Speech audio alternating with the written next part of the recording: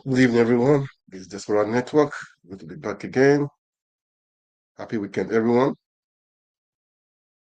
Yeah. Guys. Please kindly like, share, and let's interact. Let's see what is happening today. Has been a busy day. Um, with court cases, Supreme Court having to do with them all today, especially the governorship elections. I said the one in Kano State, Lagos State, Abia State, all around, man. It was, I mean, it was maybe as expected, Plateau State, all the same thing. So that's how it is, guys. Life goes on, and we are saying we no go gree. We no go gree for anybody. So that is saga for this year. We don't agree for anybody. We don't agree for nonsense. We don't agree for failure. We don't agree for intimidation. Okay. So guys, let it be. We can personalize it also. Say this year I don't agree for failure. This year I don't agree for poverty. This year I don't agree for bad governance. This year I don't agree for bad leadership. Okay, guys, that is how it's supposed to be. Nigeria, that's how it's supposed to be. This year I don't agree for bad leadership. That is how it is. This is a slogan for everyone. I don't agree for bad thing.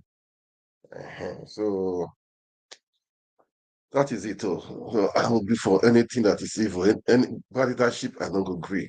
Okay. So guys, you are welcome. The Tesla Network. Just to, for me, I always like to encourage everyone at the beginning, stay strong, no giving up, no giving in.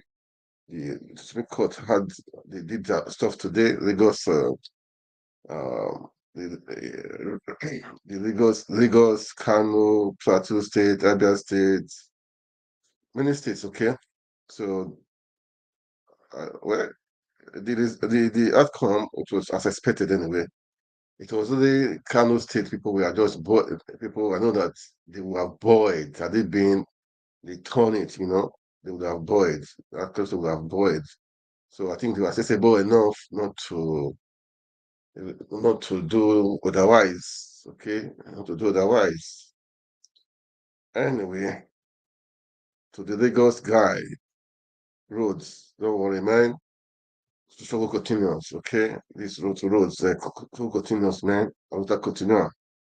And everybody, man, let's stay strong. The struggle continues. I mean, we are going to take it. We are going to take it all. We'll take it all. It's a fight that we cannot give up right now. Okay, all the obedience, women, Nigerians, we can make Nigeria work again. Okay, despite all they are doing. Okay, okay, great. But guys, it's weekend. Enjoy your weekend. Make it happen. Okay, make it happen.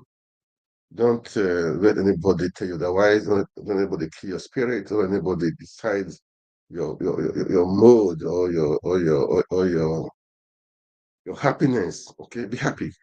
Create your happiness for yourself. Create it. Okay, create your happiness, man. You have to create your happiness. Don't let anybody tell you otherwise. Don't let anybody do that for you. Don't let anybody do that. Okay, you have to create it. That is how it is. Create it.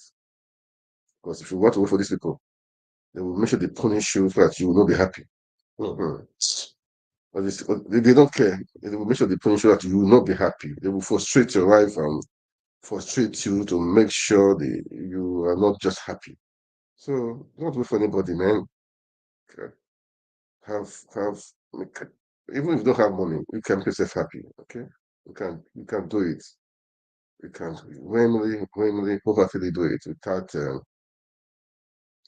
without waiting for anyone. All right, guys. So um today, so many things are happening. As per said, the court judgment today. We want to have governorship elections or the AP, the Supreme Court, and I'd like to start with Arise TV with the analysis of the court of governance. We'll go into that. I will play it, watch them, analyze it. Mr. Obi has said uh, there's a work of development for what people did as part of the cutting of it's encouraged, but they should define it. For what? How much are they going to save? And the savings, what's it going for? So this is important, not just talking for talking. Not just talking for talking. You can say, okay, I reduce people following me from 20 to 6. Meanwhile, you're supposed to use the same money. Yeah. So all this stuff will need to be dealt with. And meanwhile, the money has been assigned already for the bill for your use. So what are you going to do with the money? So all these things are important. That is why, man, we Nigerians, we have to let's be vigilant. Let's be watchful. Let's be speaking out. We should not be quiet.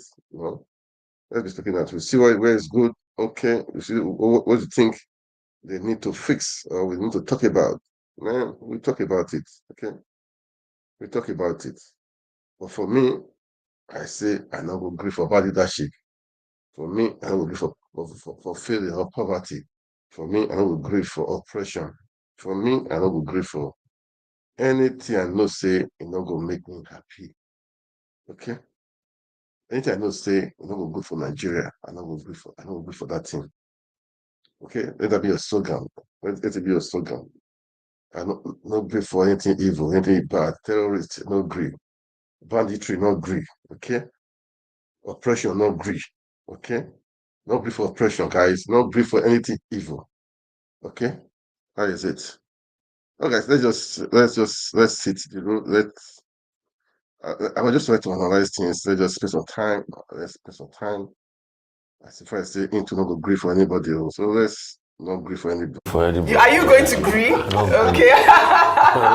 You don't agree, no problem. 2024, I don't agree for anybody. Guess what? That's what we're starting the story with today.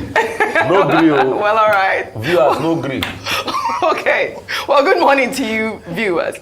Let's begin what's trending this beautiful Friday morning with a catchphrase, no gree for anybody, which was adopted by the youth to usher in the new year. Well, the Nigerian police force early this week warned that the catchphrase, which loosely means do not tolerate any form of nonsense from anybody or do not allow yourself to be bullied by anyone, could plunge Nigeria into crisis of monumental proportions. The spokesperson for the Nigerian police force, Muyiwa Adejobi, made the announcement during a press briefing on Tuesday in Abuja.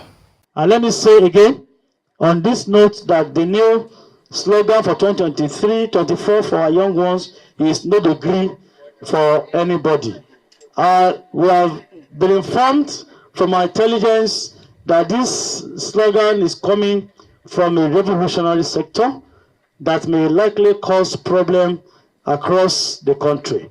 No degree for anybody is being seen as just a normal talk.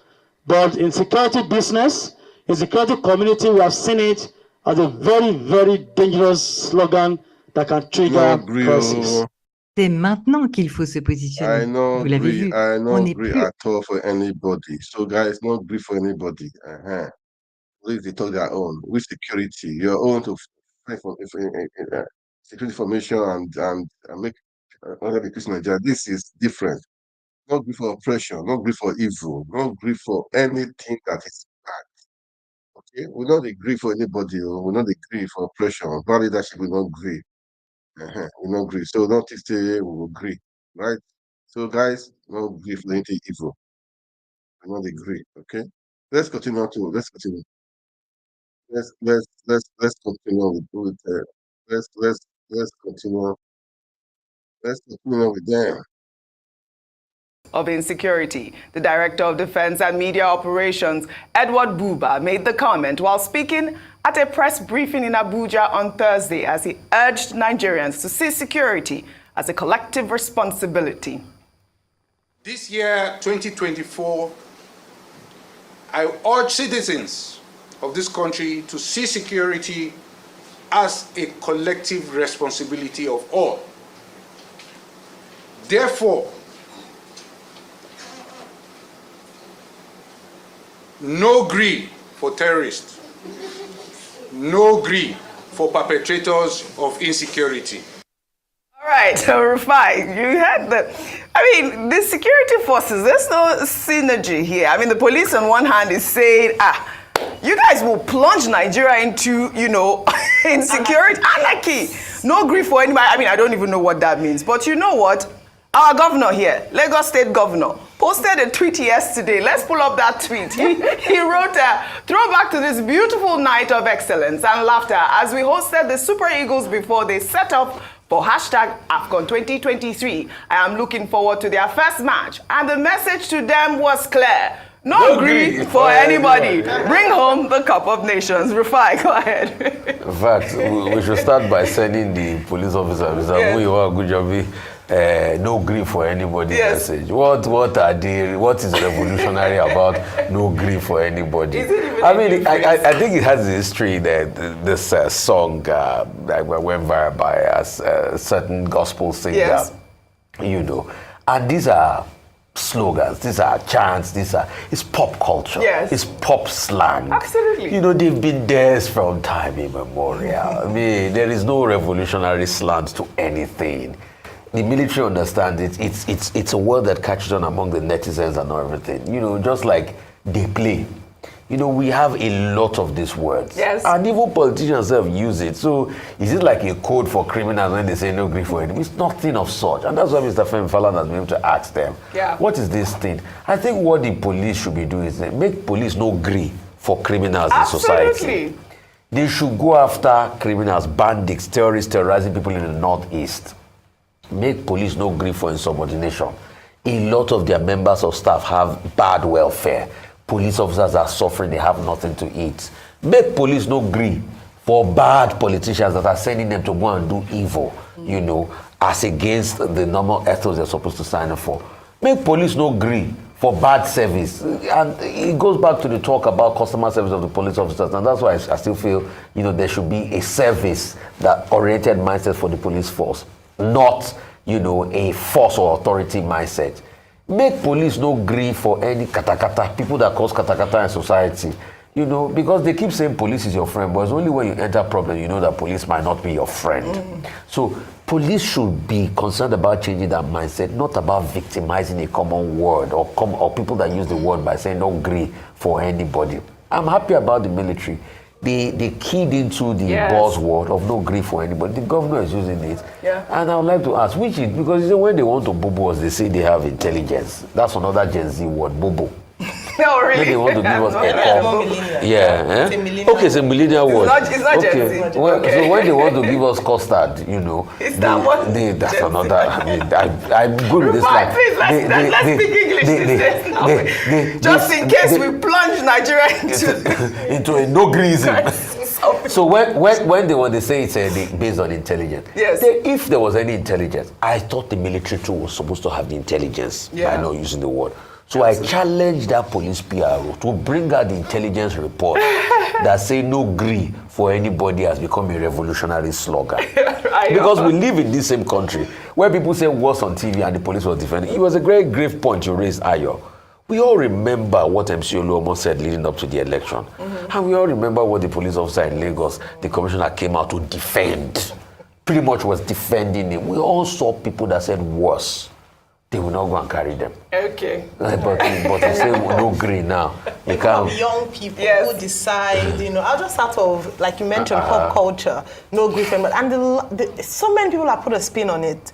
In the Christian world, they say don't grieve for the devil. Yes, no. You see the DHQ say no grief for bandits. We see Governor Sanwo-Olu say no grief for anybody at the AFCON. Bring back the cup. But let me, in defense of maybe perhaps to speak as to where the FPRO was coming from. On his Twitter page, he goes on to explain a bit further. He says that, yes, no, he tempered down a little, I think because of the outcry and the bashing he got from that statement. He said he didn't say that you shouldn't use it, but you should be more reasonable when you want to apply or use the slogan.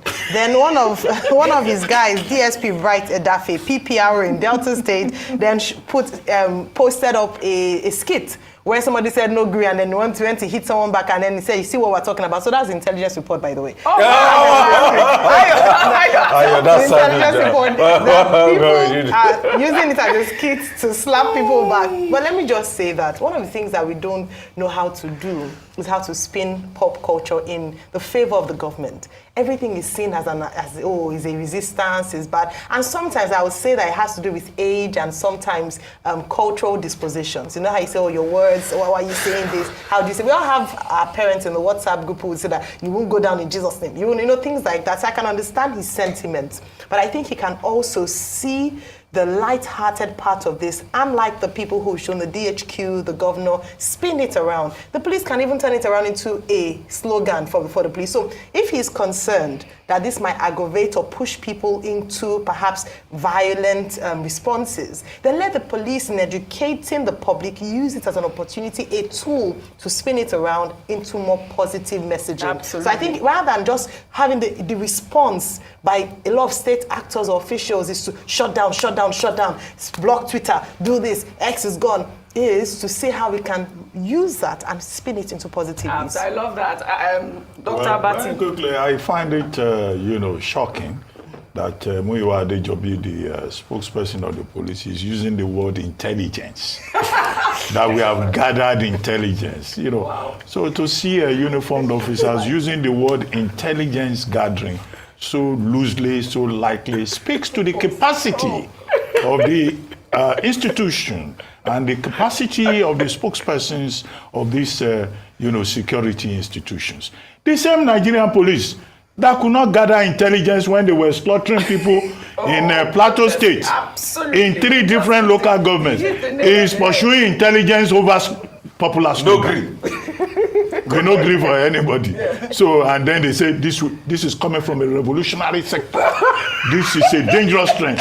No, Muyiwa Adejobi should not end there. He has to identify that revolutionary sector, where it is located, and share that intelligence with us. So, I mean, they think this is a joke. Now, the military did much better, as you have pointed out, saying we no go gree for terrorists, and he contextualized it by talking about collective responsibility in terms of securing Nigeria, which is a moot point that has been made again and again. Now, words are semiotic reference, language can be interpreted in different ways. And with this, we no go agree. I mean, as a student of language, what we have seen is that people have applied it in different senses. Yeah. You've given us some examples, the police, the military, then Governor Sanwo-Olu using the same phrase to encourage the Super Eagles to do well in Ivory Coast, even if we have been told that, yes, we have a squad, but we don't have a team because these are individual players. But we'll begin to see from Sunday when we play our very first match. But look at another positive sense in which it has been used to show determination, standing up for your rights. I read a piece by Mrs. Betty Rabo. She went to a supermarket. When she left the supermarket, she had enough presence of mind to check the receipt that she had been given, only to find that salmon, that should not be more than 8,000 naira. What was recorded on her receipt was 49,000 naira. She immediately turned back and went back to the supermarket and said, please check this receipt. How can you sell salmon for 49,000? We used to buy it 8,000 naira. Even if it's going to jump, why will it jump to 49,000 naira? And she said, we no go agree on this matter. Yes. We no go agree for this salmon that you have increased. At the end of the day, they asked for a bank account. They refunded her and put the appropriate 8,000 naira there. Yes. How many of us go to supermarkets, go to restaurants? Yes. We don't check the receipt. Yes. They will inflate the money. You just think, oh, this is the amount. You go and pay. I like that kind of Betty Rabo say, we no go green. Perfect example. It's about diligence. Yes. It's about determination to defend your rights. So what is Muyiwa Adejobi talking about? Freedom is not absolute and all that. Their job is to ensure security, safety of lives and property. That's what you should be talking about instead of chasing slogans up and down. Are they so distracted in 2024 that they don't know what their assignment is again under the laws of Nigeria? All right. I will challenge my very good friend. He must bring that intelligence out. We are waiting for the intelligence. We are. You must bring it out. We're waiting. I don't agree for you today. All right. Shall we take another story then? We are not agreeing. We'll take another story. A lawsuit. I will come back to them, okay? Well, I'll come back to them just for analysis. I just want to spend more time. This is a Friday evening. So guys, no grief for anybody, no grief for terrorism, no grief for failure, no grief for bad leadership, no grief for oppression. This is 2024. I'm just starting the year, man. No grief for anything that will affect your happiness. No grief for suffering. Enough is enough. Nigeria has suffered too much. Enough is enough. We have a lot and enough remedy things. See, you see, all this healing stuff they are doing. Look at the better gate now. That lady, is it Halima, that stole under 5 days, 44 billion naira. Under 5 days. Put it in her own account, stress account. Well, this is, we don't go green. We should not, they don't go green. We don't go green for this kind of stuff, okay? This is the study for this. We don't go green for bribery and corruption. We don't go for nonsense. We don't go green for this nonsense. Enough is enough. We cannot continue to live like this. We cannot continue like this. No, enough is enough. People are suffering too much in that country. So we need to, let's start talking. Even the court of governance, they said they did. It's not enough. It's not enough. They should,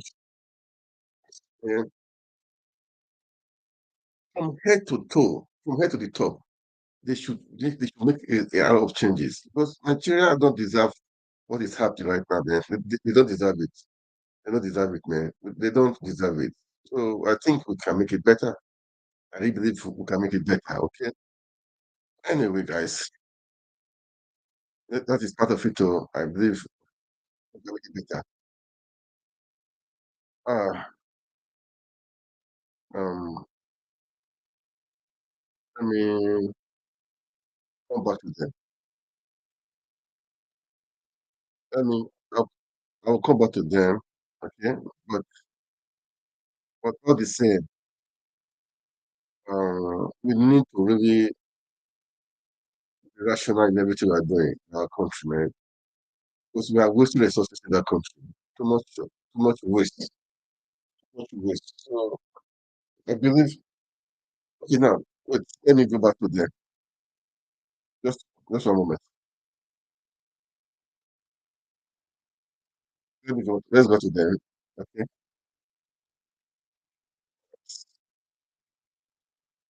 That to be appropriated to the office of let's see if the First Lady will return the funds. Well, in the meantime, Peter Obi, the presidential candidate of the Labour Party in the 2023 election, has criticized the directive by the president to slash the number of people on entourages for international and local travels by 60%. Presidential spokesperson Ajuri Ngelale announced the new measure on Tuesday, stating that the move is part of cost-cutting measures of the presidency and that the measure will affect the office of the president, vice president, first lady, ministers, and heads of agencies. While reacting to the development, Peter Obi, in a post on X, said the measure is just scratching the surface. His tweet reads in part: the just announced 60% cut in the size of federal official entourages on travel is one positive step towards a reduction of cost of governance and a way of halting wastage. But this measure is just scratching the surface, as it is limited in scope and can only lead to a very negligible savings. We are yet to be told how much savings this will amount to.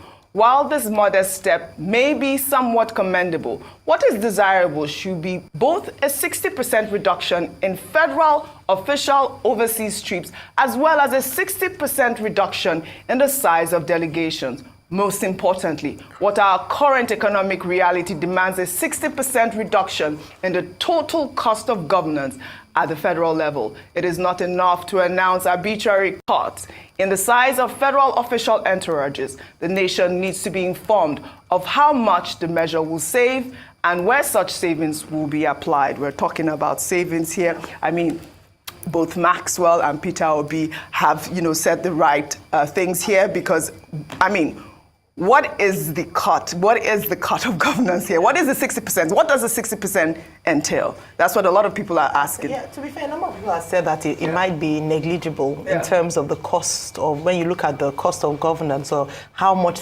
savings is 60% cut in the staff members or members of staff who travel. But that's not the big thing. That there should be more of a deeper look into other areas which we talked about in terms of ministries, department, agencies. We looked at, we've talked about going back to the Steve Owensanya report in terms of streamlining government and cutting government wastages, especially with duplication of activities or responsibilities. We've talked about that a number of times. So while this sounds really nice and the optics look good, and any savings, to be fair, is welcome, what we're saying is that there's a lot more that can be done. Now, going back to the story of Maxwell Okpara and the First Lady, what I was going to say was that, so two things. It boggles my mind why successive governments can't just put it into, if you're really passionate about First Lady, the office of the First Lady, make it as part of the law and let things be done legally. If you're so passionate, the US has the office of the First Lady. There's budget allocated to that office. So if you really are passionate about your wife being, but let's stop this narrative of, it's not in the Constitution, it will not be recognized. And then you keep putting money into that and it's illegal, it's not constitutionally recognized. Why do we keep doing that? The second aspect on the flip side is this. The president's wife famously said during campaigns that she doesn't need Nigeria's money, that they have enough money of their own. So in terms of running her office, can she take the same energy into ensuring that it's 1.5 billion naira? It's not a lot if you look at it for, in terms of how much money they have, and I'm sure they probably declared. So it's not anything that should be contentious to this extent where Nigerians are calling for a return of the funds. In terms of being honorable, just do it and spend, money for yourselves. I believe that there should be an office created if we want it, but it should be done properly. Right. Let it go through the House of Representatives, let it be passed as law and be signed in, and let us know we have an office. And let this, under budget, allocations be done. That's my take on that. That they do work. Since First Lady Mariam Babangida, she uplifted the office of the First Lady, and they play quite a critical role. But it's important that it's well defined in our Constitution, and then there's also an allocation that's reasonable in light of current economic realities. Do you think Maxwell Okpara will go anywhere with this case? I mean, I'm not even sure, Dr. Abati. No, Nigeria does not need to put office of First Lady or to define it in the Constitution. No. It is unknown to the law. Yeah. It is unknown to the law. And they don't do that even in other countries of the world. I think it was Mrs. Obama that was interviewed in one of these episodes. And she was saying that even in the White House, there's a limit to what you can eat. Yes. If you eat more than what you should eat, you will pay for it. Yeah. She said it's like living in a hotel, so there's nothing about wives here. The Nigerian people voted for the president. It's the president that is known to them. Yeah. There's nothing called office of the First Lady or office of the wife of the governor.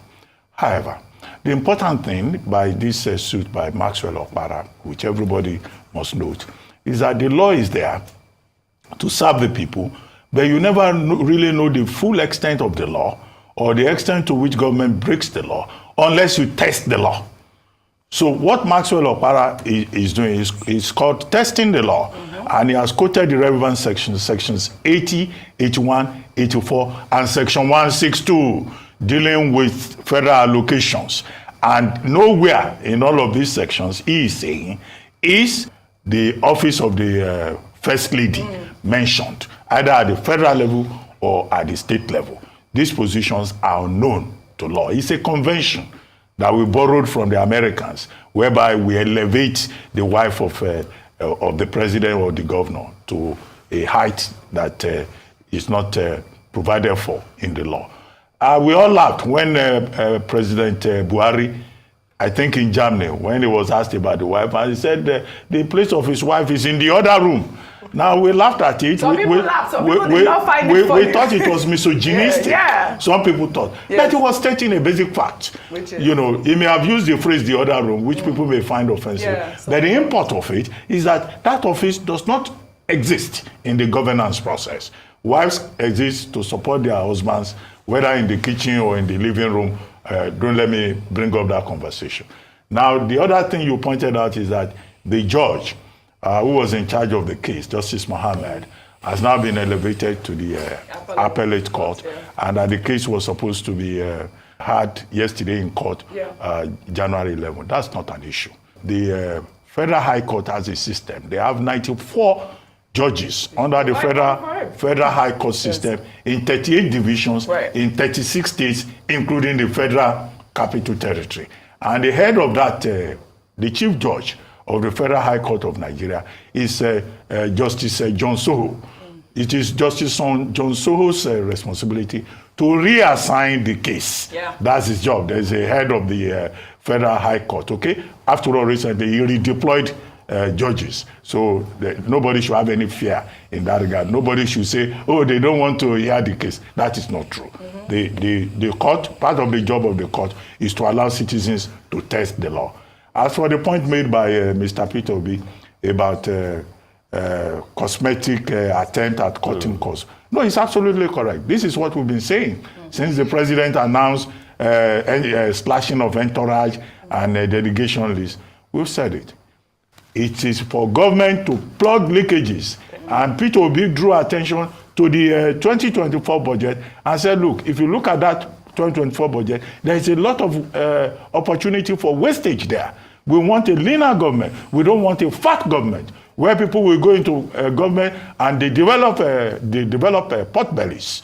That's not the kind of government we want. We want a lean and efficient government.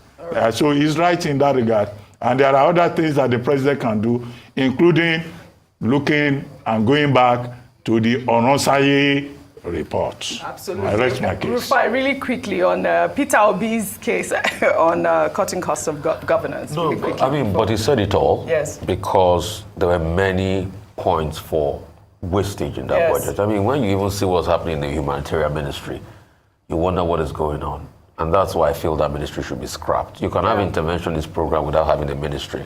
Obasanjo did poverty alleviation program. There was no humanitarian ministry. I don't know why President Buhari created it. It should be scrapped. We should reduce bureaucracy.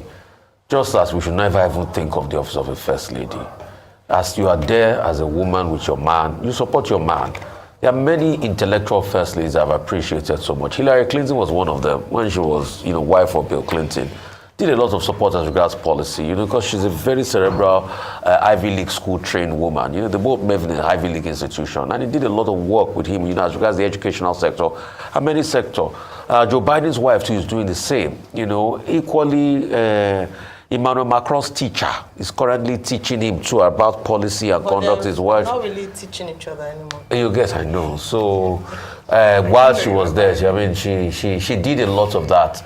Also, we've had very strong characters, that are women in the life of leaders, and they put in, but we cannot give room for bureaucracy. And we keep going back to citing Miriam Babangida because, she did it during a military regime and she went away with it. It does not make it good. You can have your own pet project, fund it yourself. Mrs. Tinubu has a New Era Foundation or Renewed Initiative. She should fund it from their own personal purse and everything. Use their goodwill to get money to fund it. You should not try as much as possible to use that to now open an office and bring more bureaucracy. But I get Ayo's point, really, I do. Because if there is an office for the First Lady, then these allocations can be justified. Instead of having those budgets in the Appropriation Act, just give her an office.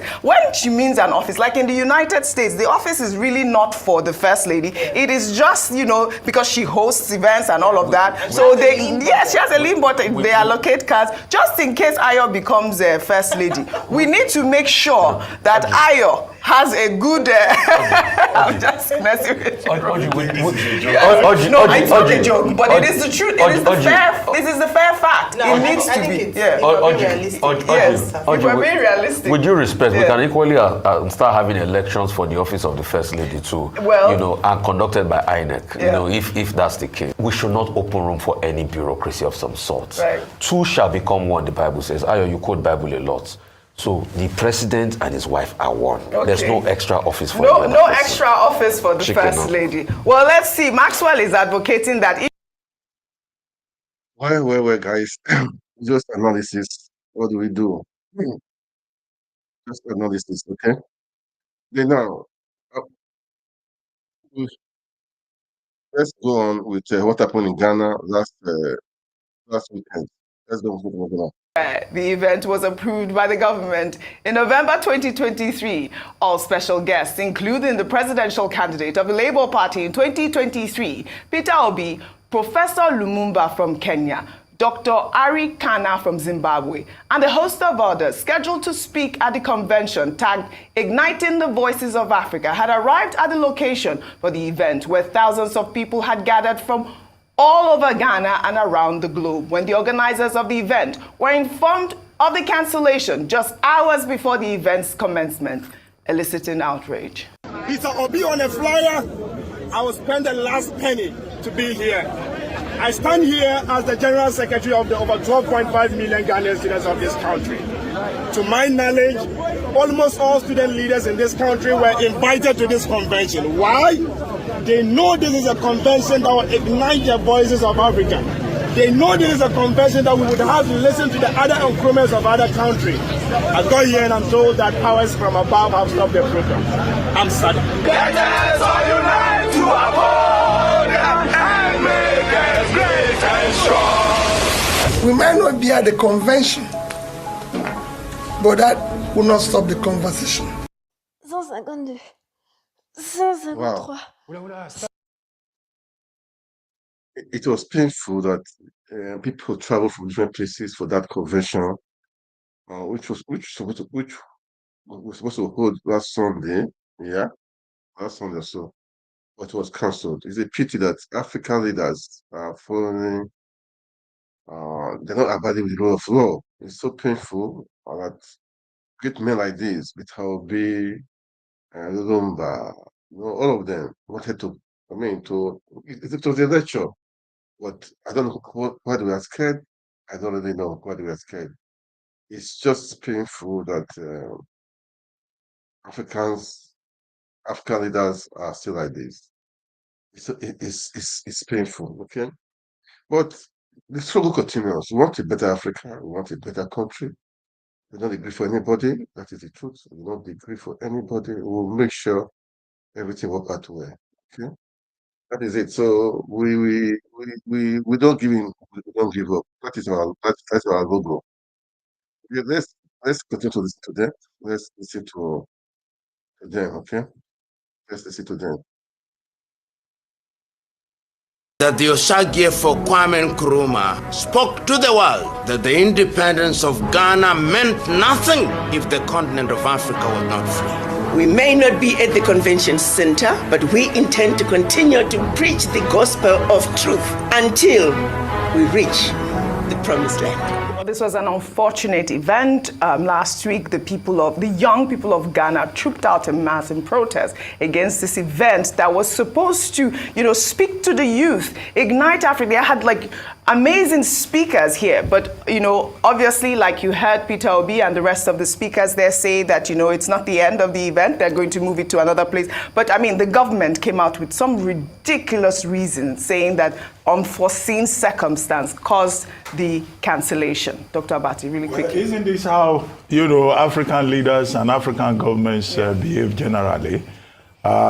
This was Constitution Day on Sunday. Yes. And earlier in the day, the same president of Ghana, Akufo-Addo, in a statement, had said his government was committed to the freedom of assembly and association, which is Article 21 sub 1 of the Ghana Constitution. Article 21 of Ghana Constitution recognizes the freedom of assembly. And yet, the same day, the same government, an approval for an event that it has given on November 11, 2023, decided to cancel just 2 hours to the beginning of the event. And what is the excuse? The Diaspora Affairs Department of the government of Ghana, which appears to be a very confused department of the government of Ghana, has come up with 2 different kinds of statements. First, it says it wasn't canceling the convention, that it was canceling the Red Line Festival. So, which is the convention, which is the Red Line Festival? In another explanation, this same Department of Diaspora Affairs says there was tension at the venue at the Black Star Square between the organizers and the military. Hence, they had to cancel, and they've asked the organizers to come and collect their 10,000 Ghanaian cedis, which they had collected since November. That's how, African governments, behave. They talk about commitment to the Constitution, but at the same time, what has been violated in that event on Sunday, January 7 in Ghana, is the right of the people to the freedom of assembly and association. And beyond that, is a blot on Ghana. Right. Because this was meant to be an international event, and truly it was, with persons from Zimbabwe, from South Africa, from Nigeria, from other parts of the world. And yet the government of Ghana did not see the connection with the image of the country. Right. I think it was a case of the president himself eating his own words about his commitment to the Ghanaian constitution and the provision of Article 21. All right. The true case of what happened was a subtext of dirty politics. Bediako was on this seat you sat down on a couple of months ago. Finally, there's been a poster going around in Ghana as regards a Marx face. Finally, the Marx face has been unveiled, and Bediako, the real estate mogul, wants to run for presidency. Right. He was the one that called all those people for this conference. He's tried to put a slant of Pan-Africanism and bringing people together, but it's also around this presidential campaign and initiative. Exactly. So this was what really happened, and that's why the government did this, which is wrong, because you shouldn't stifle opposition. So the subtext is politics. Absolutely. Really unfortunate incident in Ghana. Africans need to unite, as always. Well, let's end. Wow, man. That's cool. Guys, that is this is the first time that happened this week. And bad that we are allowing impunity to reign in Africa, okay? But we all need to stand up, really. We need to stand up. That is the truth. We need to stand up. Anyway, I said today was they had the Supreme Court had pronounced judgment on many cases, okay? Many cases today. So let's just watch the end of the court proceeding now after the court sessions, what happens. Or before then, let me just show you a part of how the people were greeting and all those governors, all those politicians, all of them, the way they were. How do I say it? The way they were. They're happy now, okay?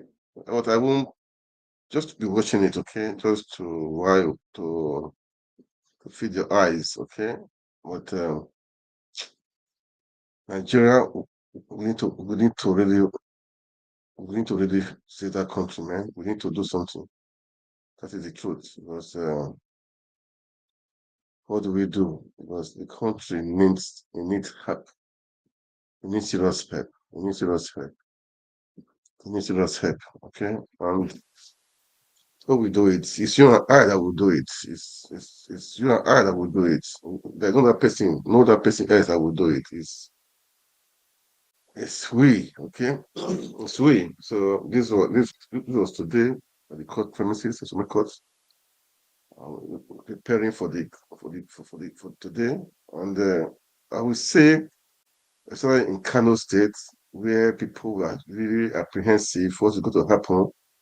I believe the judges and all of them, they knew that if they turned around against NNPP, there will be war in Kano State, and that means the crisis may start from Kano State. So they did their part, and so the governor that was sacked before by the one court was reinstated, or rather. So at least it does the tension. It does the tension, okay? Because I wish the Nigerian youth they do boy too, as the cannot do boy, because had it been the case was really against NPP, I wonder what could be happening right now in Kano State. I wonder. I wish they could have passed such emotion, such unity to the national level, because what happened during the presidential election was a sham, was a shame, and there was supposed to be a real nationwide protest. But it didn't happen. Look at the governor of the court, all of them are coming. Politicians, man, me personally, I don't trust them. They are all after themselves, after their own stuff. Selfish interest. Okay, so I just pray. It's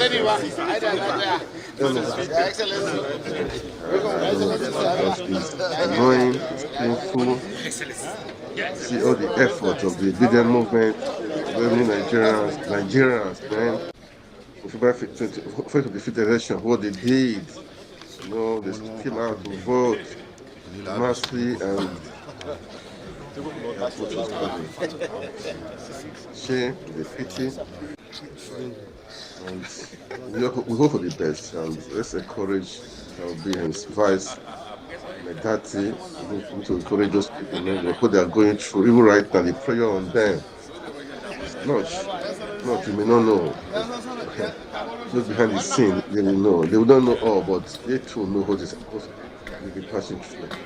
Their personal lives, the pressure from everywhere, the insults from people. These are people that want to serve Nigeria genuinely. They want to serve Nigeria genuinely, to make things right, to make the country right, to right the wrongs of the past years. To right the wrongs of the past years. But that's Nigeria for you. That's Nigeria for you. All these jackals, all these old people, they be in power, they circulate themselves, they will do as governor, from governor to minister to senate to. They don't mind saying to big local government chairman. They don't want to do that because they cannot do the other thing. They don't do that business. They are all economy, and squander the money. Because they cannot do that. They just feel. They don't believe politics is a career. They cannot do that thing. They cannot just be elder statesmen, I mean, they cannot just do that whole part and leave. No, just staying there. The so-called godfather, they are siphoning. We need people that will come out and talk and stay and make sure. No. It's just it's painful. It's asking, how did we get here? I sit down and say, how did we get here? How did we get here? How? What happened? What happened to us? What happened to Nigerians? What happened to... What happened? What really happened? This is it's just too bad. But anyway, guys, as you watch, kindly like, share, comment. What do we do? What do? People are tired. What do we do? People are suffering. What do we do? People are tired.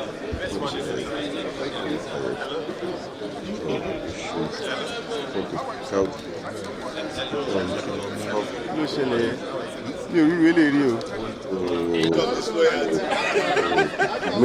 make sure the right thing is done. Make sure the right thing is done. Okay? That is it too. That is what I will say.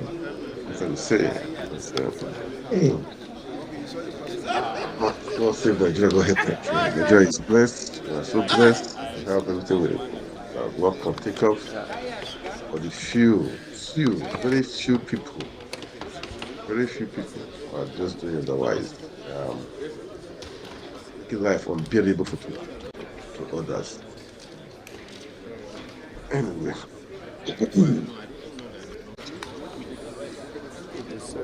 One way out. But if you don't go to God, we cannot do it alone. No. Everybody must be on. All hands must be on deck. can talk, you talk. Anything you can do, you do. You know, anything you can do, you do to make things right. You know, to make things right. Because this is not just fair. Not just fair. Just all these governors today. I mean, the Lagos State, Plateau State, Abia State, Kano State, Kano State. It was Lagos. I really fought for, that young high road. I know the Supreme Court has decided this did morning that he did.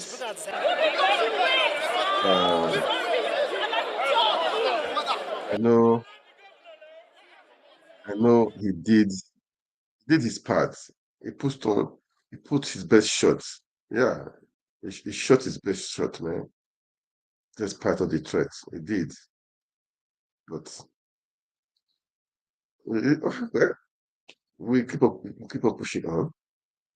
As I've said, the Kano own, they could not just have tried it, because if not, maybe the revolution people have been hoping for and praying for would have started in that place.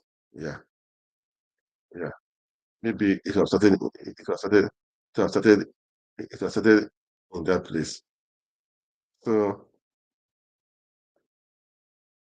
well, anyway, anyway, I think let's just watch the lawyers as the close of the court session today after the judgment. Let's just listen to them what they need to say. Let's just listen to them. Let's hear what they need to say. Okay. Um, let's listen to them. Okay.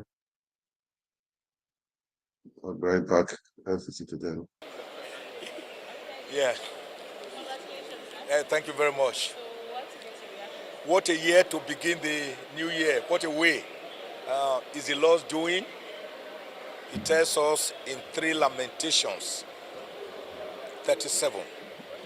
Who is it that speaketh, and it cometh to pass, if the Lord has not commanded it? Today, we have put a final full stop to the very funny, very puerile appeal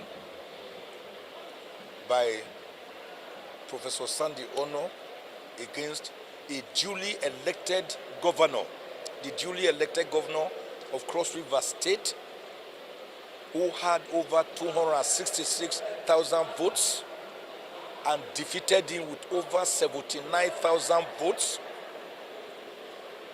talking about his qualification, academic qualification, even when they themselves attached documents to show that Senator Prince Basi Otu, the governor of Cross River State, not only had primary school, secondary school, but also had a University of Calabar degree, Bachelor of Science, Sociology. They went on and on. They somersaulted in the middle of the game through their reply to the petition to begin to talk about forgery and discrepancies in certificates. But they had no single evidence to prove, or just to scurrilize the governor and paint him with the tar brush of shame. But today, the Supreme Court rose up and said no to shenanigans. And for the deputy governor, Honorable Ode, a young man who ran with the governor and they both were elected, they said he had dual citizenship and that he allegedly swore to an oath of allegiance to the British government. They had no single evidence. But even then, what the Supreme Court did today, in all their judgments, which were very pro-masses, giving bite to the sanctity of the ballot box and the ballot paper, to the fact that votes will not only be counted, but must be allowed to count. The Supreme Court today said, once you are a citizen of Nigeria by birth, irrespective of whether you acquire a second citizenship of another country, even countries, even 20 countries, going by sections 28 and 182 of the Constitution, your citizenship of Nigeria can never be removed or erased because of that, your acquisition of a letter citizen. So that issue has finally been laid to rest because it had continued to rear its ugly head in our electoral and constitutional jurisprudence over the years. Today, the Supreme Court had the opportunity to pronounce upon it. Look at the judgment in Plateau State.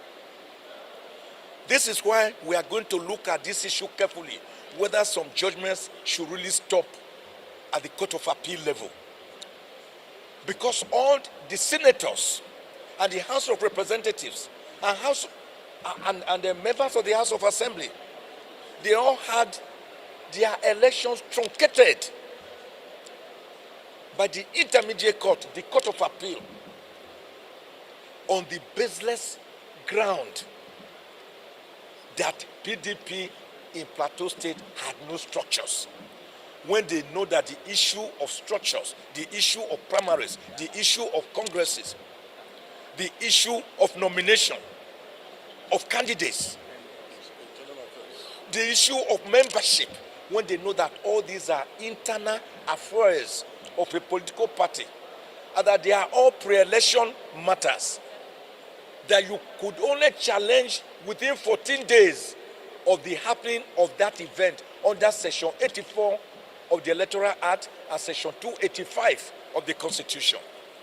But the Court of Appeal did a lot of damage to our electoral jurisprudence by removing people who were validly elected by their people as senators, as House of Representative members, and as House of Assembly members. And of course, those decisions ended there because the Supreme Court has no opportunity to look at those judgments. This is why we may have to again look at this issue, whether we should allow such petitions to stop at the Court of Appeal level. Today, the Supreme Court did marvelously well, and I am happy that I've always defended the judiciary in my 43 years of legal practice, particularly the Supreme Court, because like some learned authors have stated, particularly Alexander Hamilton, in his Federalist paper number 78, the judiciary is the weakest of the three arms of government because it has neither sword nor pulse. It therefore behoves on us as much as possible to defend the judiciary, but to also be bold enough to point out errors when errors they do commit. So I have no regrets in my consistent stance defending the judiciary as the weakest arm of government, because without the judiciary, we can never have a virile democracy. God bless the judiciary. God bless the Supreme Court today for its decisions that were highly pro-masses, were highly consistent, and were highly redemptive, giving vent, giving flesh to the sanctity of the ballot box and the ballot paper. And that henceforth, politicians, lawyers, and judges must know that the votes of the people must be counted and that the votes must count. Because the facts are clear, just like the justices of the Supreme Court has rightly mentioned. Of course, we did the election. Senator Basio too won the election overwhelmingly. And of course, every cross-variance is cited that this is a mandate that we work for. And when you look at the facts that were raised, they are just rebellious. And that is why the appeal was dismissed immediately. So today, I think we will have to congratulate His Excellency, the Governor of Cross River State, so that he can settle down and then we'll drive Cross River State to the next level. All of us are happy. The supporters are here. The town is filled. Abuja is filled. Cross River is empty because everybody is celebrating and we are celebrating all through. My name is Senator Ode. I'm the current Commissioner for Education Cross River State. Well, my name is Lawal Pedro, Senior Advocate of Nigeria and Attorney General of Lagos State. I've just had the privilege of listening to the judgments delivered in the two separate appeals. And the judgment of the Supreme Court is, to my opinion, unsellable, straight to the point, and able to state that yes, truly, the Governor of Lagos State and the Deputy Governor of Lagos State were both qualified and won this election. And I think with the judgment of the Supreme Court today, being the first one delivered today among all the judgments to be delivered in respect of Lagos State, it is now time to do what you call go back to governance. And we have seen to the end of this election process this time around. So I say once again, congratulations to my governor and the deputy governor and the people of Lagos State, and that the Supreme Court has just validated, confirmed, unequivocal that yes, this is the right people that won the election and they were not at all disqualified. And the Supreme Court has been able to lay the law to tell us that once a Nigerian is a Nigerian by birth, that right cannot be taken away from him because he has declared or obtained another passport or become a citizen of another country. That is the end of the case. And I believe other matters similar to this will use this as precedent. So I say once again, thank you for listening to us. Yes. Well, we are happy that the victory of Governor Bala Mohammed of Bauchi State at the elections has once more been vindicated by the Supreme Court. You remember that we won at the tribunal, they went to the Court of Appeal, we won also at the Court of Appeal, and now for the third time and for the final time, the highest court in the land, the apex court, the Supreme Court, has also given him victory. So we are very happy, and as it is said, all is well that ends well. Thank you very much. Thank you. Well, how do you feel about this judgment? Well, I'm very excited, I'm very happy and grateful to God, our Creator, for this moment. It is a very, very... La fondue sentait un peu la salle à...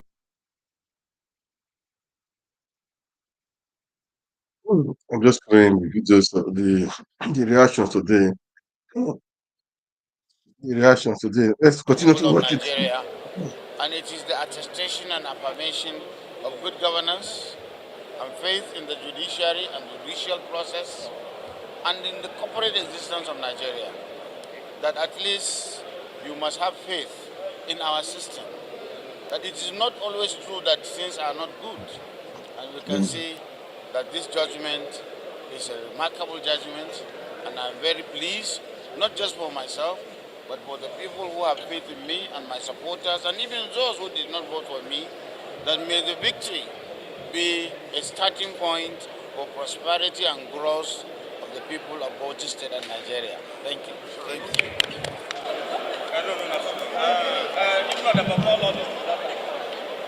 like a manager. No, I'm not a manager. I'm not. If not, I hold this microphone, I'm not balance. I'm your manager.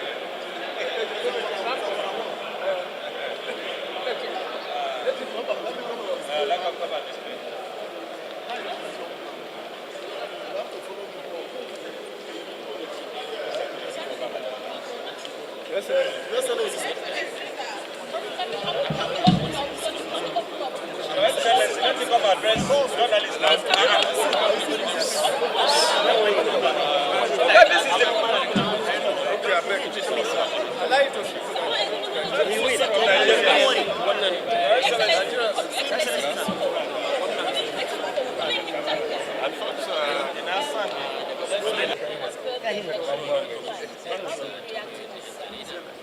I mean, there is, I don't know what word we use in the English language to describe the redeeming intervention of the Supreme Court in this judgment, which, as you said, has been described as perverse.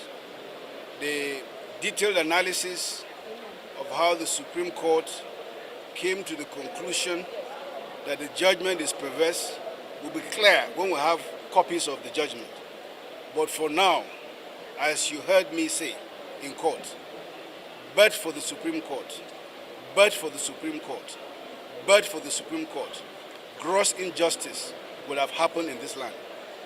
Officer, how do you think this judgment will go in jurisprudence? Talking about the cases of voting, non-compliance with the Electoral Act, and non-accreditation was alleged by them at the trial court. So what do you say about that? What the Supreme Court has said today is building on what it rendered in Oyetola's case. It has set out the clear parameters by which those allegations of electoral malpractices ought to be proved. And in this case, that was not proved.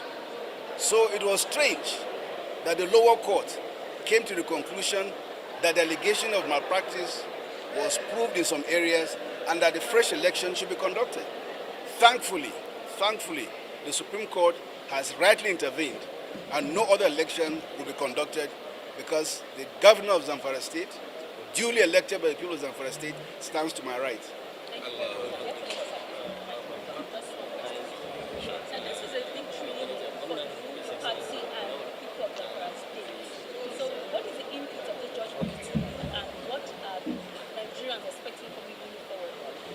Well, let me start by saying, Alhamdulillah, we thank God for this wonderful judgment. It's actually what I was expecting, so I believe the judiciary are doing very well. And Zamfara people are happy, and we're grateful. We will now go back, settle down, and do the needful in terms of governance. So it's for the betterment of Zamfara State. Maybe opening an arm of friendship and inclusive governance to other political parties, irrespective of the differences we've had. What matters to me as a governor is progress of Zamfara. So whoever is ready, irrespective of party line, is welcome. Thank you very much, sir. Thank you. Congratulations, sir. He has to come out. He has to come out. I just came out of court now. No, you speak. Go speak. Okay, it's a beneficiary. Yeah, the court has affirmed the election. What does this mean? Well, let me first and foremost thank God Almighty for a day like this, and thank my legal team and the All Progressive Congress and the President of the Federal Republic of Nigeria. Especially, let me thank the courts for delivering justice to the people of Ebonyi State. I am very grateful to the courts.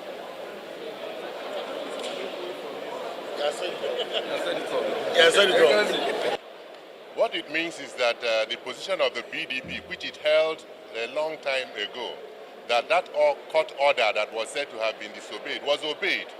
My lords confirmed today that the order of court was obeyed. But most importantly, we canvassed a case from the tribunal to the Supreme Court that the court of law does not have jurisdiction to inquire into nomination, sponsorship, And the tribunal, led by Justice Rita Irele Ifije, confirmed that the court does not have jurisdiction. God bless their souls. And their judgment, the Erutai judgment, was set aside by the Court of Appeal. And today the Supreme Court has done them proud to restore their judgment. God bless them. And we're saying that, like Dodo SAN said before the Supreme Court, thank God for the Supreme Court. If there was no Supreme Court, Caleb Mutfwang, His Excellency, wouldn't be governor as we speak. But because there's a Supreme Court that is desperate to restore hope, the hope of the people in the judiciary, Today, all the judgments that were delivered by the Supreme Court were based on justice, not emotion, not anything, but based on justice. And we're very proud of them. God bless them. You remember the day the Court of Appeal rendered their judgment, I said that the members of the National Assembly and State Assembly have unfortunately met their sudden death at the Court of Appeal. Today it has been restored. It was on that note that my Lord, Inyang Okoro JSC, talked about casualties. And we're saying that something ought to be done. You know, in law, it is said, ibi jus, ibi remedium. There's no injury that should not attract a remedy. The constitutional provision, there should be an amendment to our laws to contain a situation where such error by courts will be remedied. And I hope even in this case that something will be done by the grace of God. But we will still have to look at it and know whether there's any window, lawful window, not abuse of court process, that can be employed. But we are very happy that the Supreme Court has lived up to its billing. I'm not commenting on our judgment, Plateau alone. I'm talking about all the judgments. 7 judgments that were delivered today were all based on justice, not politics, not emotion. And we thank God for the Supreme Court. Thank you. I think the lawyers should handle it.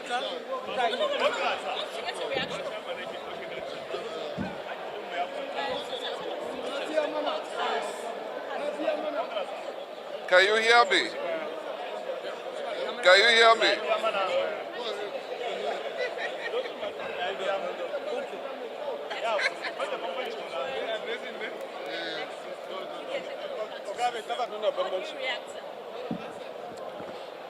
I want to first of all give glory to God Almighty, who has made this possible. To Him alone be the glory. And I want to thank their lordships who have today restored confidence in the judiciary. Their lordships have demonstrated courage, and they have raised the hope of the ordinary man in Nigeria that justice is still available in Nigeria. I want to thank Mr. President for showing himself a true Democrat and not allowing the space, the political space, to become intoxicated. He has also shown that he is also a beneficiary of the people's votes, and that he will also always allow and support the judiciary to perform its role. I want to thank the people of Plateau State who have stood by me. I want to thank Nigerians who have stood by us. I want to thank the international community that have also insisted that the votes of the people must count in Nigerian democracy. I want to thank all of you, and I say God bless. Yes. We have just crossed a bridge. When we have settled down to savor this victory, we will know what to do. Thank you. Our gratitude goes to their lordship for the speed and quality of their reasoning in disposing of the various judgments that came up today in the about 7 or 8 different governorship election petitions. And we are happy that today, Abia people can rest. Mr. Governor's election has been further validated by their lordships, and they can now face the real business of governance, with greater vigor.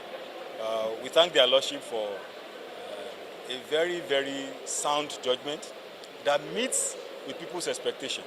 And we can only wish them God's strength. Thank you. All right.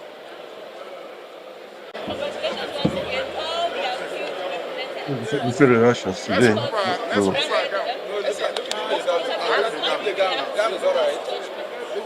Sorry? If you heard me we'll a see. little while ago, I said today is a remarkable day in the legal history of our country because we must appreciate their lordships for the great deal of work they have done. Our combined years of practice put together, we do not know of any Supreme Court in the world that in one day has rendered this number of judgments and this quality of judgments. So speaking as ministers in the Temple of Justice, all of us here and our colleagues who are not here are extremely gratified that the Supreme Court has corrected the obvious errors that were committed by the lower courts. So today is a great day for the nation.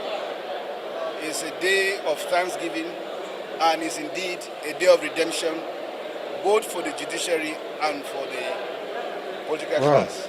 Well, guys, Thank you. I leave it there, okay? That was court Russia today. It is so. That is how it is. There was jubilation in Kano State. If in Kano State, people are happy. I mean, on other states too. But that's how it is, guys. Now, before I call it a day, let me go to Supr the weekly. Their case is on, man. We don't know. Their case is very, very on. Their case is very, very on. The House of Assembly, that was it 1 days ago, they said the governor should revisit, should bring back the budget, you know. And that footballer guy, I don't know. God, for me, I would say God help him. That's what I'll be saying. God help him because he's I don't know. I don't think he knows what he's doing for now. I don't really know. But all the same, they're all the same people. I don't really care about. I don't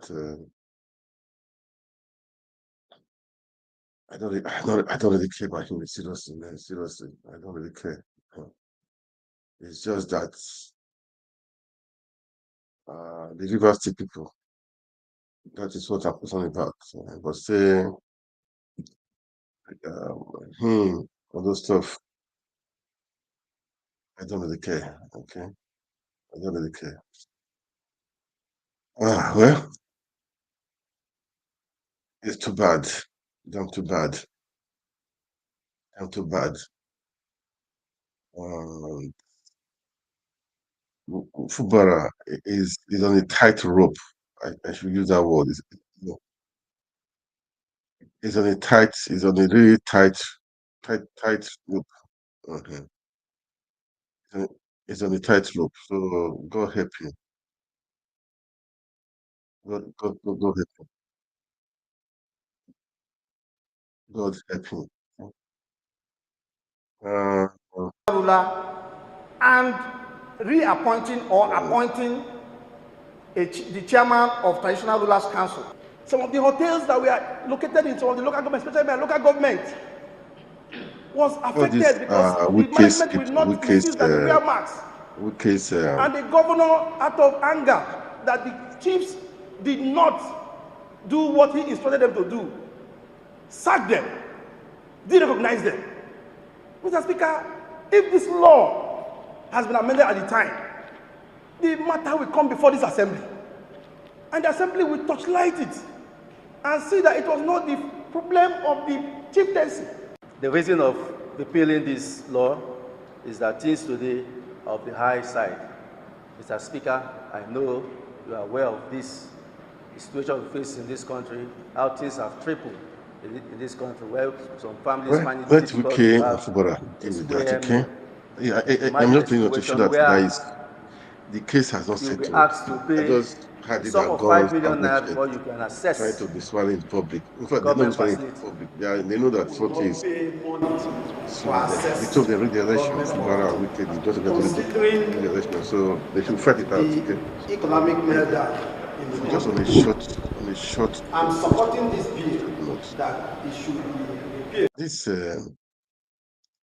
better.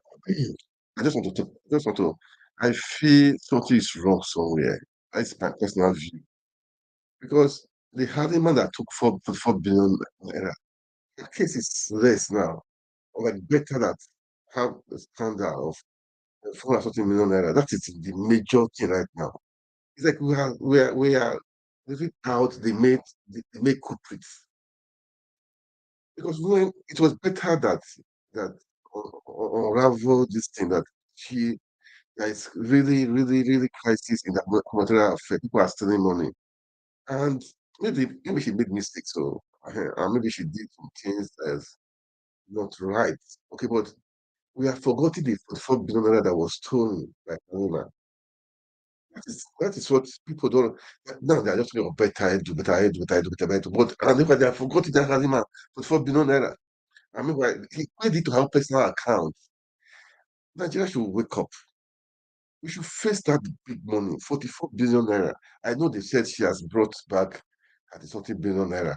We still have billions left there. The people are just concentrating on 4 million naira. But I do. You know, they are trying to. I don't know if seriously. She didn't pay to her personal account. She paid to her that she paid the money into the account of the Qatar personnel. But we should be objective. Let's be objective. Let's be smart. It was when the 44 billion naira, that was how they are now accusing her. So she have made some mistakes, no problem. But let's just listen to this guy. I have been saying this before I heard from this guy. Let's listen to this guy. We may not, we may be missing the real thing here, and it will not be fair that Nigerians are after after the small thing. Who are the big fishes there? And we have forgotten that. We are not after better I do. Be smart too. We should just be smart. We should be smart. Okay? We should be smart. All right. Anyway, uh, let's uh, let's let's listen to this one. If I come back, I'll call it a day. Okay? If I come back, I'll call it a day. All right. Okay. Where did I go? Okay. Let's just listen to this guy, to this analysis. And then I will come back.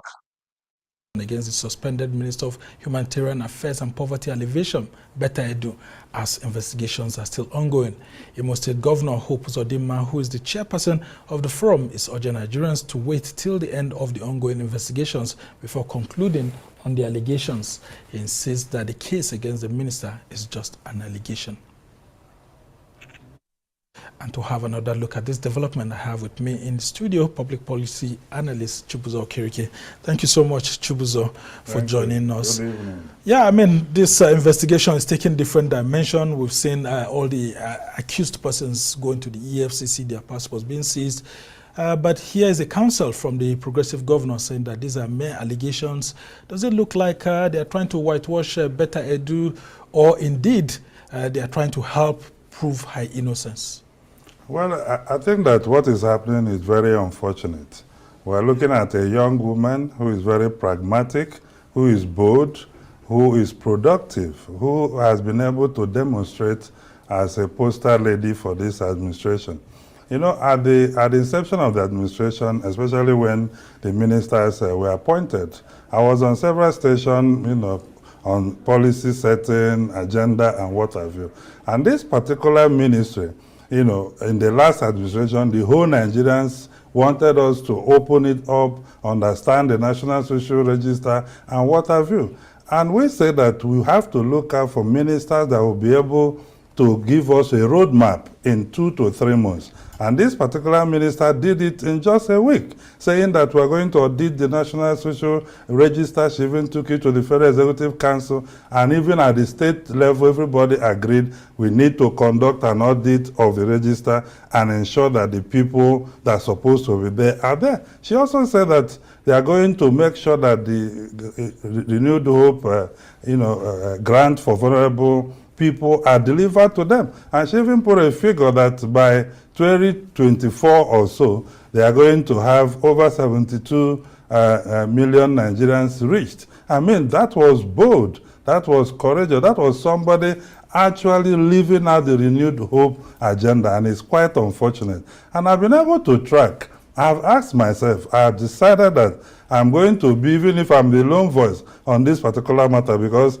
there is an issue when we discredit people that have demonstrated leadership and commitment to public service. We may be doing our nation a very big danger. Yeah, but the investigations are ongoing. No, there's something I wanted to say. There are facts also. If the documents in the public domain are the only charges or misconduct that the Honorable Minister is being accused of, I'm sorry to say this, there are non-issues there. And what do you mean by that? That particular memo that was released relied on the federal government financial regulation number 713 that talks about individuals should not deposit public funds in government accounts, but B part of it says government funds should not be paid to private account. And this is a regulation for 2009. At the time, we have not implemented TSA. Nobody has drawn attention to the financial regulation number 1402 that talks about advances for disbursement for special projects, that actually project managers and project accountants can receive those monies and disburse them. If the argument is that these financial rules or regulation need to be reviewed, that it doesn't look okay, then the argument will make sense. Not that there is an infraction. I can tell you today, even if you go to the office of the permanent secretary in Villa, any ministry you think about, any agency or government, you cannot operate the TSA account dealing with your operational costs, dealing with other logistics without having project accountants being credited. Yeah, and there's a difference between an officer who has official responsibility to take charge and disburse fund and a private individual completely, except we are saying that the 585 million credited to the project manager or project accountant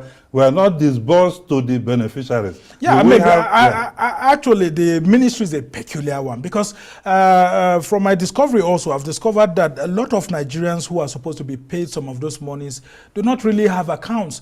So they were meant to have been paid in cash. But wasn't there a particular regulation that stated all of this? And these regulations are the ones being made known by including people from the humanitarian ministry, to say that this is actually how we have been doing it, and this is how we're told, even if we were to hand out cash. Because these narratives are changing by the day, and with the APC governors coming into it, it's getting confusing. In this country, our vice president, the former vice president, we saw him in the market distributing trader money and what have you.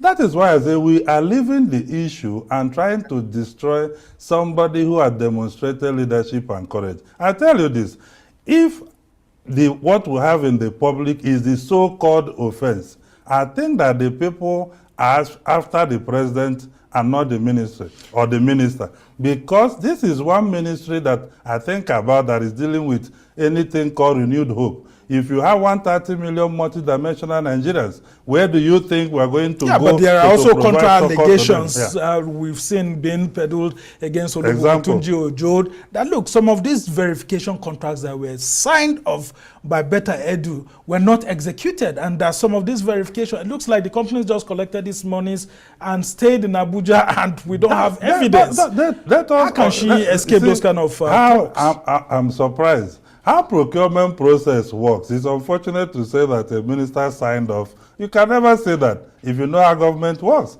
because there is a director of procurement, there is a tenders board. Yeah, but there are allegations that she sidestepped some of those people. She didn't go through the permanent secretary, through the director of finance. All these are mere allegations. Well, because you would have seen that we don't have any evidence that maybe there is no procurement process that happened. And the procurement process is not a wishful thinking. It is something that is documented procedurally. And you're going to have the company embark on the whole process, have internal audit to do so. And if there is concrete evidence to this, then the people can bring it out. What is unfortunate, you know why I'm saying this? We've got this minister who has demonstrated tremendous courage and commitment to the administration. If the president talked about doing a monitor and evaluation retreat in this first quarter.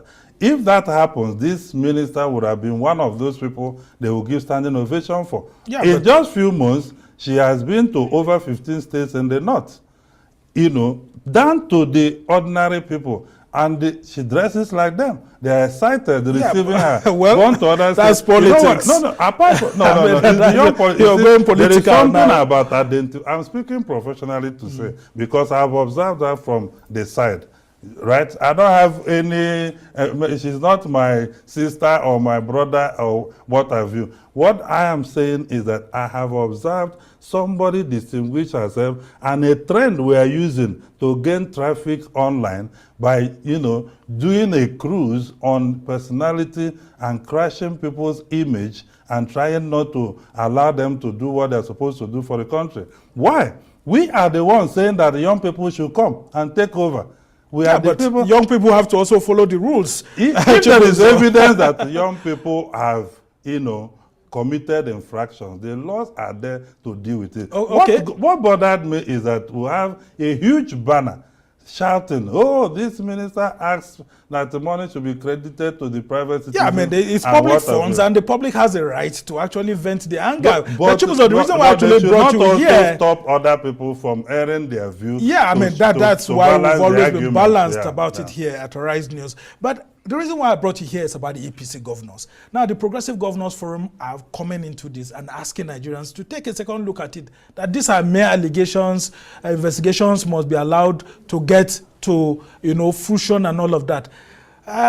Doesn't it look like APC is beginning to look at this thing from a political angle rather than from the national interest angle? I don't think it's from a political angle. The person we are talking about was a former national woman leader of the APC who was all over the place, during the campaign. Also, the president himself has suspended her and asked that investigation be conducted. So what is political about saying what the Constitution have already said, that you are innocent until you're proven guilty? That is simply what the Progressive Governors Forum has done. And don't forget that we are in a political arena. There are also other underhands and undercurrents that could be What are those undercurrents? Anybody that, if you are in a political environment, genuine citizens who are concerned that humanitarian affairs is a strategic ministry that can help. Very strategic. You and I know how the MBS says we have 133 million poor Nigerians. So if the ministry is supposed to cater to them and it looks like something is going wrong there, absolutely, there should be a cleanup. But that cleanup should not be turned to a political war to drag somebody down, especially when what we have publicly is the only thing they have been able to advance. I tell you this, if there is anything indicting under our law or incriminating that this minister, had committed, I'll be the first to come here to tell you I disassociate myself with it. But if this is what we have in the public domain, is what they are discussing. It's happening in every ministry. So it's a question of us saying, let us call for reform, that this TSA is making it impossible for certain transactions to be conducted. All right, just before I let you go. The minister didn't write that financial regulation, 14002, subsection, III of it, that deals with special project and other. But let me also say this. Very quickly, the Humanitarian Affairs Ministry cannot afford to go one day without leadership. That's why President important. Tinubu has already asked that the permanent secretary for the Humanitarian Affairs Ministry should take charge at the moment. Very quickly, in 30 seconds before I let you go, do you foresee Better Edu coming back to that position?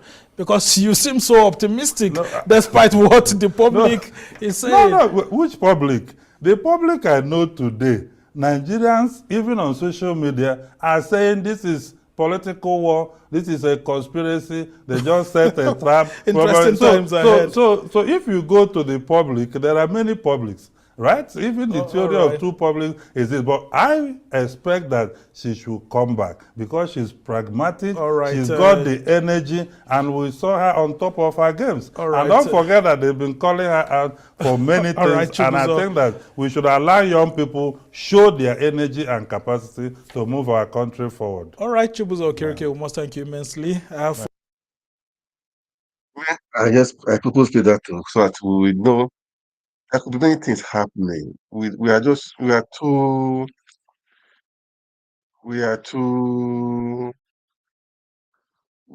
blindfolded to see the facts. I don't know how. I don't really know what is happening, but I believe something is happening somewhere. Because right now, as I said, somebody stole 44 billion into our private account. Right now, we don't talk about that time. We're talking about 400 million, 440 million naira. Actually, that was disposed of on that person's account. According to them, it's personnel in the office. We don't use material stuff. They give us cash by hand, all those stuff. I don't know. I'm just trying to, now we've forgotten the 44 billion naira. Where had it been a secretary, she paid money into her own account now. It's different. The people will not pay into her own account.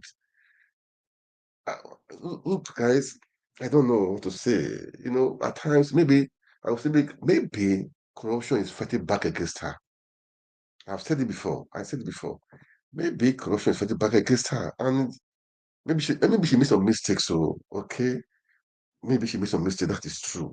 She could make some mistakes. I still believe corruption is fighting back against her because definitely that woman now, Halima, those women, that's 244 billion into her private account under 5 days. How was her reason? She said can you mistakenly take the money into different accounts, your own personal relations and relations account, mistakenly. Then after you just said it was because Pedro was taking money. That was like he removed all those money. Okay, let's assume what we removed those money because Pedro took 430 million to somebody's account, a personnel in the office there. Social media, I don't know, social media, TV stations are just talking, better do, better gate. Yes, call it better gate, no problem. But the truth must be said. Maybe I believe this girl, she's working hard. I believe she's trying her best. I believe she's pushing for the right thing to be done. I believe she's, pragmatic as past, youthful energy. She wants to excel. She wanted the best. She may make some mistake, or maybe she may step on some toes too. She may step on some toes too that are trying to bring up all these things and that they paid money to 430 million. And these people, these recipients, they don't have accounts. That means we give them in cash. No, stories to tell though. And then people were saying they only contract. If she's just the only person that will just have a contract, pay the money without due diligence, let's be frank. Somebody that took money from 4 billion into her personal account, that one now is Zaizo. Nobody's talking of that one. People are just talking behind a youth, a young girl. We are seeing youth. Now youth are now the worst. Come on. This is not fair, really, man. It's not fair. Let's be realistic. It's not fair. We should be, yeah, she could be wrong, but let's be realistic. Let's calm down. Let's analyze this thing. Let's talk. Is she really wrong? Did she do wrong? These are things we need to analyze, man. Not just castigating her, left, right, and center, and this one better to and the youth who say should give a chance to the youth. See what they are doing. No, the youth, we yeah, we could make some mistake. Had it been now she paid the money into her personal account now, I was okay. Or had it been she paid into her own sister's account now, I was okay. Why did you do that? I was okay. She is basically a part of the ministry. Now we were told the money was paid to a personnel in the a personnel. You know, because again, I just brought out the papers, and then the other one that the approved flight from where they are to Kogi State, all those stuff. Look, people are doing worse thing than this. They are doing evil than this. For somebody to remove 44 billion naira for nothing, put in her own account, she's mistaken. How can you make mistake? 44 billion naira. Now, because you are exposed now, you were not implicated, but I do. Using, because you have influence too. Maybe you have influence in the in the in I don't know in some networks. Now, all eyes on better I do, better I do, better I do, better I do. Go to social media, go to Twitter, better I do. Meanwhile, the Halima has stole 44 billion naira. Nothing about her. Nothing about her. Nigerians, I don't know what is the problem. They cannot, it's okay, A, B, C, D. Why is this A like this? Why is it now that this one is coming out? Because somebody have been accused. Now that person is not saying because but I had to do this one, that was why she's taking the money. Is it your money that you will take it and put in your personal account? 40, not 1 million naira, 2 million naira, 400 million naira. No. 1 billion naira, no. 20 billion naira, no. 44 billion naira. Under 5 days. Who knows how much that lady has been taken to her personal account? Who knows? EFCC, do your job, oh. Do your job, man. EFCC, do your job. I'm not. I think let's be critical. These things. Let's look at all the angles, not just one side. Right now, all the Nigerian bandits are banded. The youth, if she stay money, 450. I don't think 450 million naira is a problem. No, it's not a problem. Maybe she was just trying to be energetic. Let's get it done. Let's go and help these people. Okay, these people don't have accounts that they are helping. They don't have bank account. How do you help them? You can see last time when the VP was giving money to the market women. It's not by hand. But now people are just crying, shouting, better I do, better I do, better I do, better I do. This is not fair. I'm not saying we should not let's do things properly. No. This is not fair. Now we have left the main person now that stood for 4 billion naira now. We're not after better ID because she exposed that person. Nigeria should be smart. The youth cannot do anything. The youth cannot do anything. We've tried the youth now, and they fade. No, no, no. At other times, no. Let's assume the youth fade. Who is teaching them? It's not the people on top. The elders there that are stealing, that are still stealing. Maybe they are all is masterminded. They know how to do it, cover the loopholes. They don't cover the loopholes. They expose their own. They thief. They don't care. They believe we cannot do nothing. We cannot do nothing. That's what they believe. But I do now. But I do now. She's the one take the gun of the atrocity of that Halima that stole 44 billion naira. And people are quiet. Even the press are not talking about that one again. They just say it. She has returned 33 billion naira to FCCC. What of those other billions that are remaining? What of the money that she has been stealing before that fight? Before that, for 4 billion naira. We should all these journalists that should we should be investigative in our dealings. Be investigative. Be investigative. Be investigative. We should find out the root cause of all this stuff. It's not just Betaidu, not just Betaidu, no. Not Betaidu. She may be wrong. Okay, how much is 430 million naira that she would not dent herself into it?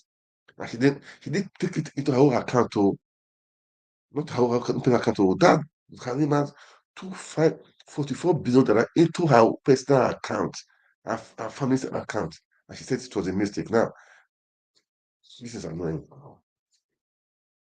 It's annoying. And people are not talking of Betaidu. They left the person that stole the big money of it. Her own is just small news. If you go to Twitter, better get.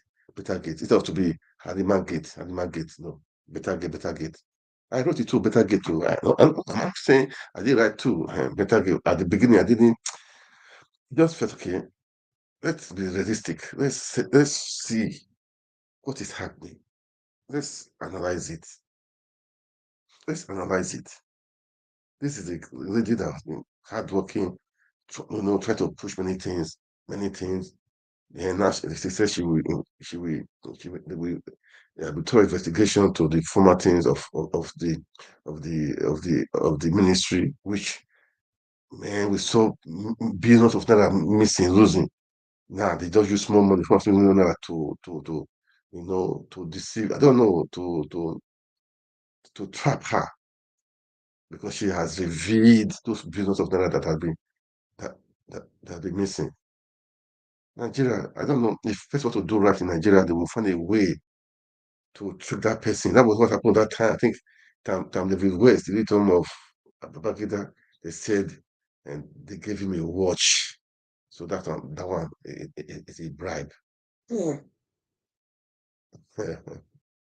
So they gave him a watch. So that was a bribe. When in petroleum industry, we talk of billions of naira, billions of dollars. People bribe with billions of dollars. And there was no way they could just no to trap him. There was no way. That said, they gave him a gift of a wristwatch. Man, and people are carrying it. People are carrying it. News are carrying it. We left the main stuff. We are talking of the peripheral. Because the real McCoy is there.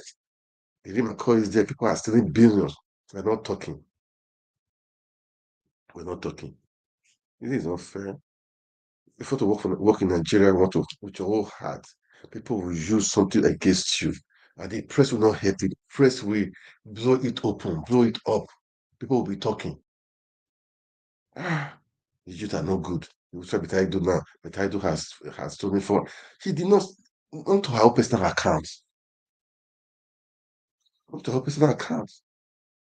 I don't know, maybe I'm missing something out too. Maybe the Halima that sold 44 billion naira fees. Nobody's talking about her. Just maybe once in a while. Maybe in writings of about 300, 290 will be for Betaidu, then about 5 will be for her. The former minister that was there, all the money she stole. People don't talk about it again, the billions. But she was exposed. They then now use this for something like that to tie in Betaidu so that the thing, the investigation will be scattered. They will concentrate on her. Yeah, if you say do your job, I hope people so if you hear me, those people up there, please let's do the right thing. I know people that have a good heart to work, people will try to dirty their image. People can make mistake. That's I know. Is there any process too? People are bound to make mistake. They don't know all the procedures. But humanitarian affairs, we know if they take money, they give some money to people by hands. They 5,000, they always 20,000, we take it. This like that. They do like that. That is the ministry there because most of the people there that are beneficiaries, they don't have accounts. But why should he pay the money to somebody's account? Why should he not to her personal account? They're not even talking about that guy that paid us billions of 4 billion, 100 times the money, 100 times the money that she could have taken, 100 times the money that I better it was accused of paying to other person's account. Somebody took it, paid it to her own account. I don't know, Nigeria. Go ahead, people. If she's guilty, no problem. Let let the rule of law take its course, okay? She's guilty. Let the rule of take its course, but we should keep on saying the truth. We should not just be blindfolded because people are saying it and we'll be saying it. No, we don't do that. No, we don't do that because people are saying it. People are saying it. Even Peter Obi said something like that too. Yeah, critically, he was correct, but the Halima of a thing. Did she talk? Did they talk about that one? No, because people talk about that do now. You to not talk about Peter Edu. No, it's not fair. It's not fair. I believe we give people. I mean, the right of that people are just on her. People are just on her, just only her. This is not right. I believe she had a good way, the heart to help the people. I believe that. Yeah, with youthful energy. I believe that. She may make some mistakes. I believe she had the heart to help the people. And now these people, they've succeeded in killing her visions, try to kill her vision, try to kill her morale, try to derail what she wanted to do. Because some thieves are stealing. Now they had a way to derail her. I beg you. It's not right, it's not fair, man. It's not right. It's not just right. No. It's not right. It's not right. What do I have to say? God help her. Let the truth prevail, okay? Let the truth prevail. That's what I will say. Let the truth prevail. Let the truth prevail, man. And it's painful to see what she's going through, right? What she's going through. If she really meant to well for the nation, and people did this to her, that is not fair. Coming to serve Nigeria is not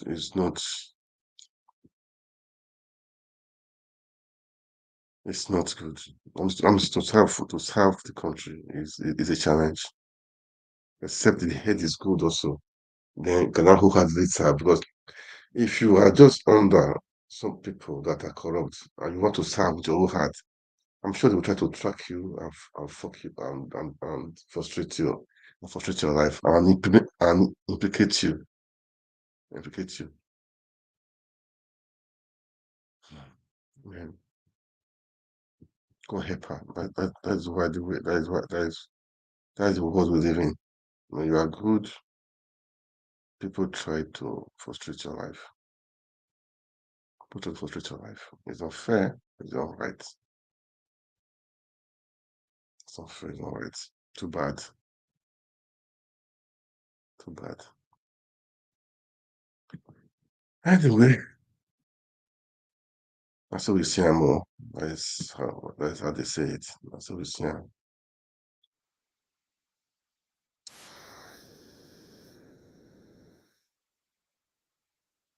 Today's election, I mean, court rulings all around the all around the all around the all around the nation. Kano State, different Kano State, Abia State, different places. It's been some nation. I mean, some that are partying. I should use the word partying. They are partying. Well, this one is to sign off Zamfara State too. All of them, they were all there, and they were all of them. But I'll use that to sign off. Okay, I'll use it to sign off. I have to go right now. But thank you guys for watching, and I will say God bless you guys, and I will say God bless you guys. You can see as you watch, kindly like, kindly share. Former governor of Kano State and Senator Rabiu Musa Kwankwaso, the New Nigeria People's Party NNPP presidential candidate. They are here. Yeah, this is Kano State. This is Kano State after the court verdict today. So I did been in Kano State they didn't do this one very well. I believe there will be riots. And that would have spread to all maybe to other states too, but they thought as much, and they did the right thing there. Congratulations to those people congratulations to all of them. Use that word. So anyway, yes, I think I will stop here for today. It's kind of they are happy. They are happy. So